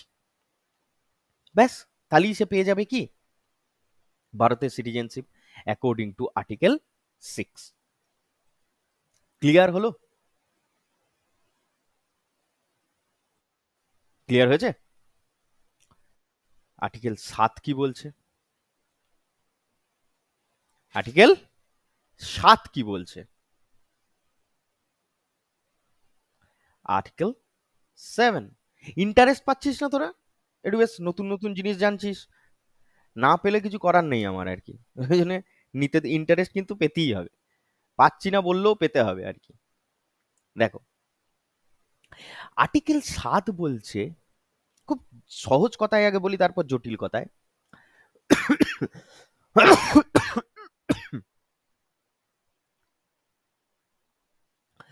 কোনো এক ভদ্রলোক, ঠিক আছে, ইন্ডিয়াতে ছিল, বুঝলে, সে গেল কোথায়, পাকিস্তানে। তার আবার মনে হলো যে না, আমি পাকিস্তানে থাকবো না, সে আবার পাকিস্তানে কি করলো, পাকিস্তান থেকে কি করবে, ইন্ডিয়াতে চলে এলো। তার জন্য বলেছে আর্টিকেল 7। তাহলে কি লেখে না, বলা হয় rights of citizenship, rights of citizenship of certain migrates, certain migrates to Pakistan from India, to Pakistan from India. তার মানেটা কি? আর এই সার্টেন কথাটার মানেটা কি? না, সার্টেন কথাটার মানে হচ্ছে person migrated to Pakistan and later he returned India, return to India। ঠিক আছে, বোঝা গেল কি বোঝা গেল না? আমি বললাম কি না, তোদের মধ্যেই ধর একজনকে আমি ধরে নিই, যে হচ্ছে সমু। সমুর মনে হলো যে ও প্রথমে নিজের বাড়িতে থাকবে, ও নিজের বাড়িতে রয়েছে, সমু নিজের বাড়িতে রয়েছে। তারপরে হঠাৎ করে মনে হলো যে না, ও আজ থেকে নিজের বাড়িতে থাকবে না, আজ থেকে আমার বাড়িতে চলে আসবে। ও চলে গেল। এরপরে আমার বাড়িতে এসে যখন সে বুঝতে পারলো যে আমার বাড়িতে এসে শুধুমাত্র পড়াশোনা করতে হবে তাকে, সে ফ্রাস্ট্রেটেড হয়ে গেল। সে বলল না, আমি আবার আমার ঘরে ফিরে যেতে চাই। তাহলে সে আবার নিজের বাড়িতে পৌঁছে গেল। এই ঘটনার ক্ষেত্রে কি হবে, আর্টিকেল 7 অ্যাপ্লাই হবে। অর্থাৎ কোনো এক ভদ্রলোক ইন্ডিয়াতে ছিল, সে কি করবে না, সে প্রথমে তার ভাল লেগে গেছিল পাকিস্তানের কাউকে, সে পাকিস্তানে চলে গিয়েছে। আবার পাকিস্তানে গিয়ে দেখতে পাচ্ছে যে এরকম কন্ডিশন রে ভাই পাকিস্তানের, তাহলে তার আর পাকিস্তান ভাল লাগলে না, সে আবার চলে এলো কোথায়, ইন্ডিয়াতে। তাহলে টু পাকিস্তান ফ্রম ইন্ডিয়া। তাহলে মাইগ্রেটস তোমাদের পরীক্ষায় দিয়ে দেবে কি না, certain migration to Pakistan from India যদি বলে দেয়, তাহলে তোমাদের আর্টিকেল হবে কত, আর্টিকেল 7। বোঝা গেল? এইটুকু বুঝতে পারলি কিনা বল আগে, তারপরে তো বাকিটা বলছি।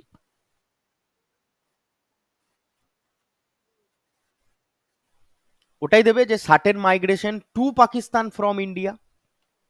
যদি পাকিস্তান থেকে ইন্ডিয়াতে মাইগ্রেশনের কথা বলে, মানে টু পাকিস্তান ফ্রম ইন্ডিয়া, মানে ফ্রম ইন্ডিয়া থেকে যদি বলে পাকিস্তানে মাইগ্রেশনের কথা, তাহলে তোমরা চোখ বন্ধ করে আর্টিকেল 7 দেবে। আর আর্টিকেল 7-এর কন্ডিশনটা এমনই বলে দেবে যে তোমরা দেখেই বুঝতে পারবে, কারণ তোমাদেরকে তো আমি পুরো বাংলা করে বলে দিলাম যে প্রথমে কোনো লোক ইন্ডিয়ায় ছিল, তারপরে সেই লোক পাকিস্তানে গেল, তারপরে তার পছন্দ হলো না, সে আবার ইন্ডিয়াতে ব্যাক করলো, সেই ক্ষেত্রে হবে কি আর্টিকেল 7। ঠিক আছে, এবার বলছে কি, পড়ো।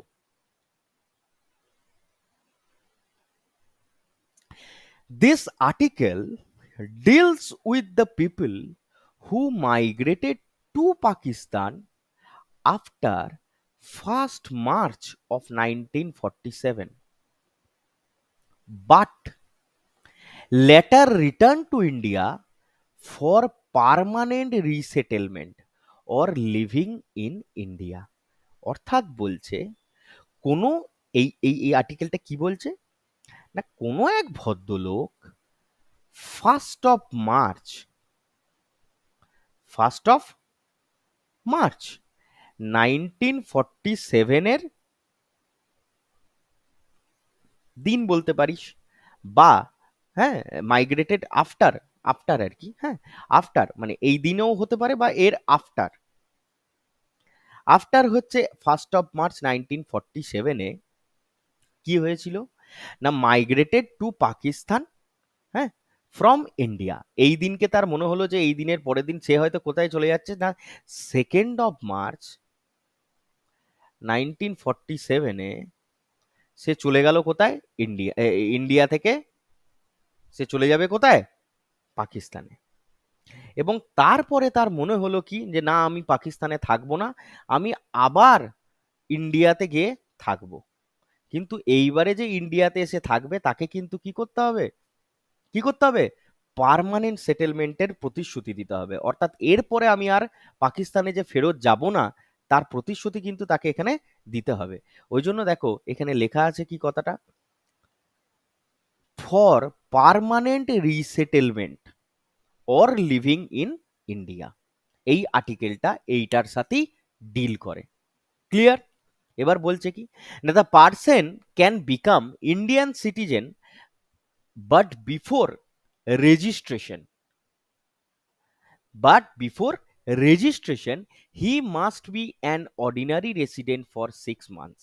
অর্থাৎ বলছে কি না, যদি কেউ এরকম করে প্রথম ইন্ডিয়ায় ছিল, তারপর পাকিস্তানে গেল, তারপর ইন্ডিয়াতে আবার ফেরত এলো, তাকে যদি ইন্ডিয়ান সিটিজেনশিপ নিতে হয়, তাকে অ্যাটলিস্ট যেদিন সে ফিরে আসছে সেই দিন থেকে 6 মাস ভারতে অর্ডিনারি রেসিডেন্ট হিসাবে,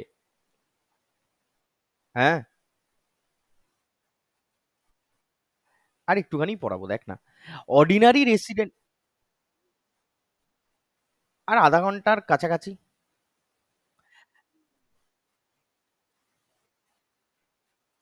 আচ্ছা রেকর্ডিং তো পাবি, এইটুকু বুঝতে পেরেছিস তো?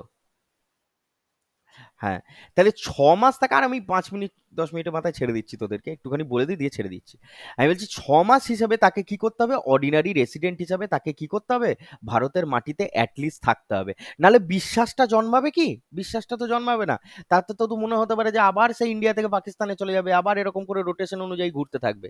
সেজন্য তাকে কি করতে হবে, 6 মাস অন্তত পক্ষে অর্ডিনারি রেসিডেন্ট হিসাবে থাকতে হবে, তবে তাকে কি দেবে, সিটিজেনশিপ অফ ইন্ডিয়া দেবে। ক্লিয়ার? আর্টিকেল 8 কি বলে,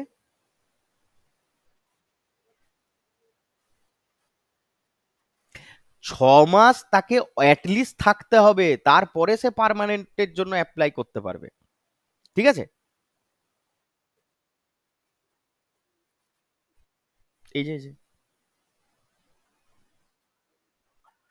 the person can become Indian citizen but before registration he must be an ordinary resident for 6 months। ঠিক আছে, নোটে ঠিক দেয়া থাকবে। হুম, আর্টিকেল 8 কি বলছে বাবা না, right of citizenship Indian origin residing outside India. যদি কেউ ভারতের আউটসাইড ইন্ডিয়াতে থাকে, ভারতে থাকে না, সে আউটসাইড ইন্ডিয়াতে থাকে, সে ভারতের সিটিজেনশিপ নিতে চাইছে, সে কি করতে চাইছে, ইন্ডিয়ান সিটিজেন হতে চাইছে, এবং সেই পার্সেন্টটা, সেই পার্সেন্টটা হচ্ছে ইন্ডিয়ান অরিজিনের, ইন্ডিয়ান অরিজিন। অর্থাৎ অরিজিন মানে দাদা, ইন্ডিয়ান অরিজিন কথাটার মানে হচ্ছে either his parents or grand parents. ঠিক আছে, এদের মধ্যে যে কোনো একজন, প্যারেন্টসের মধ্যে যে কোনো একজন, আর গ্র্যান্ড প্যারেন্টসের মধ্যেও যদি মানে যদি বাবা মা হয়, অথবা তাদের যদি দাদু ঠাকুমাও কেউ না কেউ ভারতের জন্মে থাকে, মানে তারা তাদের মধ্যে যে কোনো একজন যদি ইন্ডিয়ান হয়, এবং সেরকম কোনো, ধর আমি, আমার দাদু মৃত্যুঞ্জয় রায় হয়েছে ইন্ডিয়ান, ঠিক আছে, ধরে নিলাম আমি এখন থাকি আমেরিকাতে, আমি ভারতের সিটিজেনশিপ নিতে চাইছি, ঠিক আছে, তাহলে 1926, আমি 1950 সালের কথা বলছি কিন্তু, হ্যাঁ, তো 1950 সালে আমি ছিলাম কোথায়, ইউএসএ তে। এবার আমি বলতে চাইছি যে আমি তো আউটসাইড অফ ইন্ডিয়াতে রয়েছি, আমার এখন দেশভক্তি জেগে উঠেছে, আমি এখন কি করতে চাইছি, ইন্ডিয়ান সিটিজেনশিপ নিতে চাইছি। তাহলে সেই ক্ষেত্রে যদি আমাকে ইন্ডিয়ান সিটিজেনশিপ নিতে হয়, আমাকে আর্টিকেল 8 দ্বারস্থ হতে হবে। কি হতে হবে? কিছুই না, এই যে বলেছে না যে ইন্ডিয়ান অরিজিনে আমার বাবা মা, তাদের মধ্যে যে কোনো একজন, অথবা গ্র্যান্ড প্যারেন্টস এর মধ্যে যে কোনো একজন যে ভারতে জন্মেছিল, তার রেকর্ডটা শুধুমাত্র থাকতে হবে কোথায়, গভর্নমেন্ট অফ ইন্ডিয়া অ্যাক্ট 1935-এ। সেইখানে তাদের নাম আর কি, যে কোনো একজনের নাম কি হতে হবে, নথিভুক্ত হতে হবে। এইটুকু শুধু প্রমাণপত্র আমাকে দেখাতে হবে, আর দ্বিতীয় প্রমাণপত্র কি, কিচ্ছু লাগবে না। আমাকে কি করতে হবে, ইউএসএ তে, যদি সেই লোকটা ইউএসএ তেই থাকতো, মানে আমি ধর ইউএসএ তে রয়েছি, সেই ইউএসএ তে যে ইন্ডিয়ান এমবেসি রয়েছে, কি রয়েছে, ইন্ডিয়ান এমবেসি রয়েছে, সেখানে গিয়ে আমাকে রেজিস্টার করতে হবে। কি করতে হবে? রেজিস্টার করতে হবে। ইন্ডিয়ান এমবেসিতে যাব আমি, সেখানে গিয়ে কি করব, আমি রেজিস্টার করব যে আমি ভারতের সিটিজেনশিপ। ইন্ডিয়ান রাজদূত যেগুলো ওখানে থাকে, ইন্ডিয়ান এমবেসি মানে রাজদূত, দূতাবাস, যেটাকে বলি আমরা দূতাবাস, দূতাবাস যেটাকে বলি আমরা, হ্যাঁ, দূতাবাস। তো এই দূতাবাসে গিয়ে যে ভদ্রলোক রয়েছেন আর কি, এমবিসিতে যে অফিসিয়াল রয়েছেন, তার কাছে গিয়ে আমাকে কি বলতে হবে, যে আমি না ভারতের রেজিস্ট্রেশন নিতে চাইছি, আমার দেখুন এই গভর্নমেন্ট অফ ইন্ডিয়া অ্যাক্ট অনুযায়ী, হ্যাঁ, গভর্নমেন্ট অফ ইন্ডিয়া অ্যাক্ট 1935 অনুযায়ী আমার বাবা ভারতে জন্মেছিল, বা বলে দিলাম আমার দাদু ভারতে জন্মেছিল, বা বলে দিতে পারি আমার মা ভারতে জন্মেছিল, বা বলে দিতে পারি আমার ঠাকুমা ভারতে জন্মেছিল। ব্যাস, হয়ে গেল।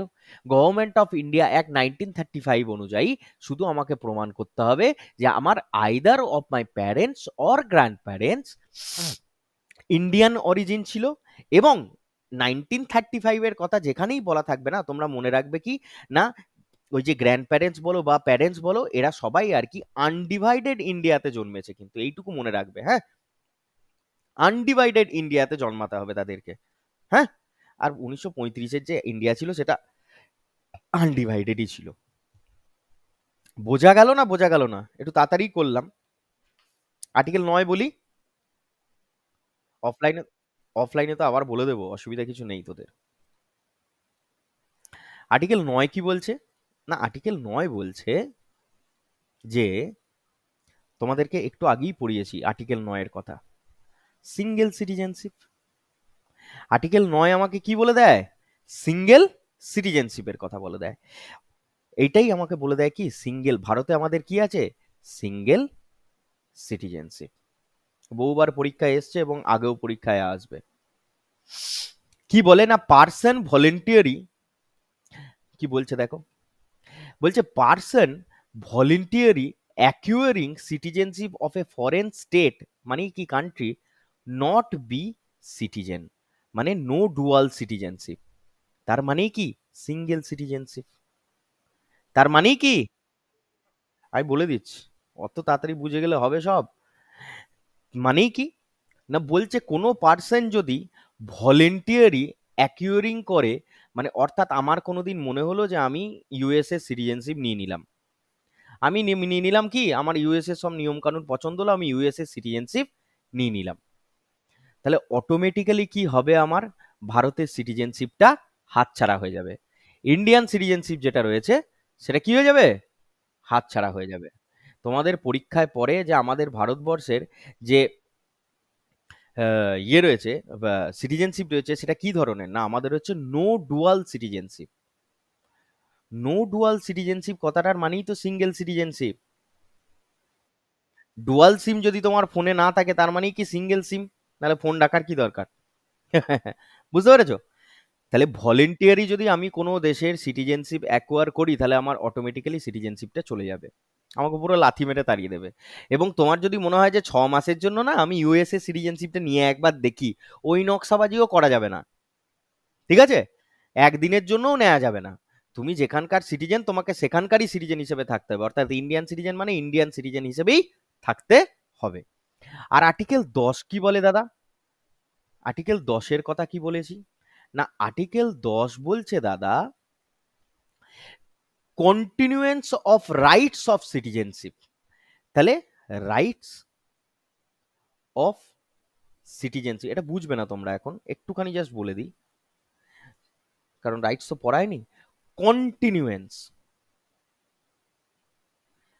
কন্টিনিউয়েন্স অফ রাইটস, অর্থাৎ আমাদের যে ফান্ডামেন্টাল রাইটস গুলো হয় না, সেইগুলো যে আমাদের সিটিজেনশিপ যারা রয়েছে বা সিটিজেন যারা রয়েছে তাদের কন্টিনিউয়াসলি চলতে থাকবে। অর্থাৎ যেই দিন থেকে আমি ভারতের সিটিজেনশিপ হলাম, যেই দিন আমি ভারতের সিটিজেনশিপ নিলাম বা যেই দিন থেকে আমি ভারতের সিটিজেন হলাম, বুঝতে পেরেছো? যেই দিন থেকে আমি ভারতের সিটিজেন হলাম সেই দিন থেকে, সেই ক্ষণ থেকে আমার ফান্ডামেন্টাল রাইটস গুলো চালু হয়ে গেল। অর্থাৎ আমি যদি তোদেরকে খুব জেনারেল তোদের ভাষায় বোঝাই, তোরা হসপিটালে জন্মালি, তোদের যেদিনকে তোদের বার্থ সার্টিফিকেট তৈরি হয়ে গেল সেই দিন থেকেই তোমাদের কি হয়ে গেল, সিটিজেনশিপ চালু হয়ে গেল। সেদিনকেই তোমাদের, সেই দিন থেকে তোমাদের সমস্ত ফান্ডামেন্টাল রাইটস গুলো কি হয়ে গেল, চালু হয়ে গেল, অ্যাভেলেবেল হয়ে গেল সমস্ত ফান্ডামেন্টাল রাইটস হয়ে গেল। আর আর্টিকেল 11 কি বলে বাবারা? না, আর্টিকেল 11 হচ্ছে ওই কথাটা বলে যে, কি বলে না, পার্লামেন্ট, কি বলে, parliament to regulate the right, parliament to regulate the right of citizenship by law, মনের মতো করে নয়, বাই ল। তোমরা শুধু এইটুকু বোঝো আপাতত, পার্লামেন্ট ডিসাইড করবে যে কোন আইন অনুযায়ী তোমাদেরকে সিটিজেনশিপ দেয়া হবে এবং কিভাবে তোমাদেরকে সিটিজেনশিপ দেওয়া হবে। Who will decide? Parliament will decide. সেই জন্যই 1955 সালের অ্যাক্ট আসবে, 85 সালের অ্যাক্ট আসবে, 2019-এর অ্যাক্ট আসবে, হ্যাঁ, 2013-র অ্যাক্ট আসবে। তো এই যে অ্যাক্টগুলো, এগুলো এনেছে কে? এগুলো সব পার্লামেন্ট এনেছে, হ্যাঁ কি না? এগুলো সব পার্লামেন্ট এনেছে। তো parliament will decide to regulate করবে the right of citizenship by law. এই যে অ্যাক্ট আনতে হবে তোমাকে, অ্যাক্ট যতক্ষণ না পর্যন্ত আসবে ততক্ষণ পর্যন্ত কোনো আইন হবে না। এই জিনিসটাও বুঝতে হবে। কোনো একটা জিনিস কি থাকে, প্রথমে কি হয়, প্রথমে কি হয় বাবারা, না, কোনো একটা জিনিস প্রথমে থাকে হচ্ছে একটা বিল, ঠিক আছে? প্রথমে থাকে কি বাবারা, একটা বিল। এই বিল যায় প্রথম লোকসভায় বা রাজ্যসভায়, যে কোনো জায়গায় গেল। বিল লোকসভা রাজ্যসভায় যাওয়ার পর পাস হতে হবে। পাস হওয়ার পর সেটা চলে যাবে কার কাছে? প্রেসিডেন্ট অফ ইন্ডিয়ার কাছে, ঠিক আছে? প্রেসিডেন্ট অফ ইন্ডিয়া, এই প্রেসিডেন্ট অফ ইন্ডিয়া কি দেবে, তাতে সাইন করবে, হ্যাঁ, SIGN সাইন দেবে বা তাতে সম্মতি প্রকাশ করবে, হ্যাঁ। সাইন করার পর সেটা তৈরি হয় অ্যাক্ট। এতগুলো একটা প্রসিডিওর আছে, তো সেগুলো আমরা জানবো একটা বিল থেকে অ্যাক্ট হতে কি লাগে কি না লাগে, হ্যাঁ, এসব আমরা বুঝবো। তাহলে আমি বললাম কি কথাটা এখানে আগে গুরুত্ব দাও, যে ল অনুযায়ী, মনের মতো করে নয় যে আমি একটা যে কোনো একটা মন বানিয়ে দিলাম যে আজ থেকে আমি মায়ানমারের সমস্ত সিটিজেনকে সিটিজেনশিপ দিয়ে দেবো, এই নকশাবাজি করলে হবে না। তোমাকে আন্ডার ল মানে আইন বানাতে হবে, সেই আইন বানিয়ে তোমাকে সিটিজেনশিপ দিতে হবে, বা সিটিজেনশিপ তুমি কেড়েও নিতে পারো, ঠিক আছে? তাহলে আর্টিকেল 11 অনুযায়ী হচ্ছে পার্লামেন্ট আমাদেরকে রেগুলেট করে the right of citizenship by law. তাহলে হু রেগুলেট দ্য সিটিজেনশিপ? সে হচ্ছে পার্লামেন্ট। আর তোমাদেরকে এখান থেকে একটা অ্যাডিশনাল কোশ্চেন কি বলে দিয়েছি, যে তোমাদেরকে কোন মিনিস্ট্রি সিটিজেনশিপ দেয় বাবারা? না, সেটা হচ্ছে home ministry, central home ministry, এই তোমাদেরকে সিটিজেনশিপ দেয়। বোঝা গেল? তাহলে এই ছিল মোটামুটি তোমাদের আজকের ক্লাস। কারণ এরপরে আর পড়ালে তোমাদের মাথা ঘেটে যাবে। হ্যাঁ, এরপরে পড়ালে মাথাটা পুরো ঘেটে যাবে। সেই জন্য আমি আর ঘাটাচ্ছি না কাউকে। হ্যাঁ, আবার দেখা হবে তোমাদের সাথে নেক্সট দিন অনলাইন ক্লাসে, আর অফলাইন ক্লাসও আমি এটা নিয়ে আর একবার একটু ঝালিয়ে দেবো। হ্যাঁ, তারপরেরটা দিয়ে তারপরে আলোচনা করব। ঠিক আছে? Good night.